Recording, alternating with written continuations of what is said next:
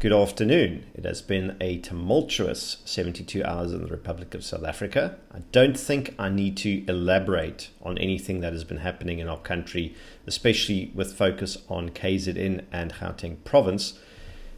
Most of you, or many of you, may even have seen the fires, heard the gunshots. If you're particularly unlucky, you may even have been shot at or stormed at by the mob. And a great many people have lost their businesses, their livelihoods, their manner of providing for their families. It's an absolute atrocity that's been going on out there. That aside, that's not the topic of this present discussion. What is the topic of this discussion is that the only thing that has been standing in the way of a violent mob of ultra-violent rioters who have been trying to gain access to various suburban communities or residential communities across parts of KZN and Gauteng has been a line of legally armed civilians, ordinary people with guns who have organized themselves into disciplined groups with a plan, who have shared resources and information, and in many cases are working closely and cooperating closely with law enforcement, or where law enforcement is entirely absent, taking charge of the situation in order to ensure that the safety and security of their communities is not compromised by these roving gangs and mobs of violent rioters who seek to do them harm. And with reflection on the present amendments, proposed amendments to the Farms Control Act, if those amendments were in place, those communities would not be capable of protecting themselves. And seeing that the state has failed miserably, the Minister of Police has failed miserably, the President has failed in totality, the senior top brass of the SAPS has failed miserably and totally. There is not even any shred of sort of compliance with their constitutional mandate. The police have not secured the citizens of the Republic and their property from violence and from this type of criminal predation. It has been ordinary citizens that have, for the most part, had to secure themselves, the police being able to react selectively to certain hotspot areas, but also running out of resources.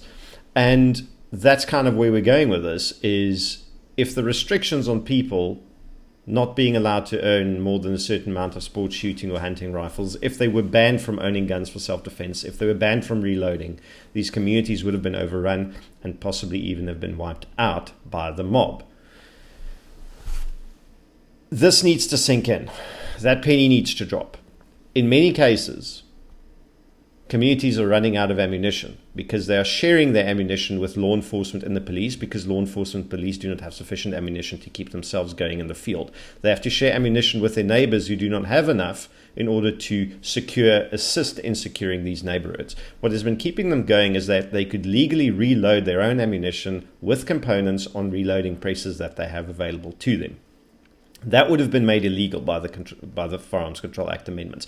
There are guys that are walking around with sports shooting rifles and shotguns and hunting rifles, protecting their communities, keeping the mob from overrunning those communities, and assisting the authorities in protecting life and limb from criminal harm. If these FCA amendments passed, that would not be possible. Those communities would be left defenseless in the face of what's been occurring.